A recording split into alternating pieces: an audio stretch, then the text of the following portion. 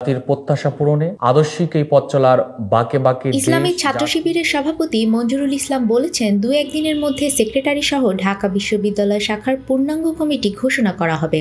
শনিবার রাতে গণমাধ্যমকে তিনি একথা জানান। শিক্ষার্থী সাদিক কায়েম প্রসঙ্গে শিবির সভাপতি বলেন, তিনি শিবিরের ঢাবি শাখার সভাপতি। ঢাবি প্রশাসনের সঙ্গে বৈঠকে উনি আমাদের প্রতিনিধিত্ব করেছেন।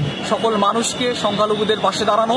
এর আগে দুপুরে বিশ্ববিদ্যালয়ের উপাচার্য লাউঞ্জে প্রশাসনের শীর্ষ কর্মকর্তাদের সঙ্গে আলোচনা শেষে সাদিক কায়েম সাংবাদিকদের কাছে নিজেকে শিবিরের ঢাবি শাখার সভাপতি হিসেবে পরিচয় দেন।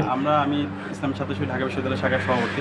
খোঁজ নিয়ে জানা গেছে, সাদিক কায়েম ঢাবি রাষ্ট্রবিজ্ঞান বিভাগের 2016-17 সেশনের ছাত্র ছিলেন। তার গ্রামের বাড়ি খাগড়াছড়ি শহরের বাজার এলাকায়। মেধাবী এই তরুণ স্নাতক ও স্নাতকোত্তর ফলাফলে নিজ বিভাগে তৃতীয় হয়েছিলেন। স্নাতকে তার সিজিপিএ ছিল 3.78, তবে স্নাতকোত্তরে তার সিজিপিএ সম্পর্কে কেউ অবগত নয়। নিউজ ডেস্ক, আমাদের সময়। গত 15 বছর ধরে যে ছাত্র রাজনীতি আমরা দেখছি, ছাত্রলীগের যে দাসত্বের রাজনীতি, সেই দাসত্বের রাজনীতি আমরা চাই।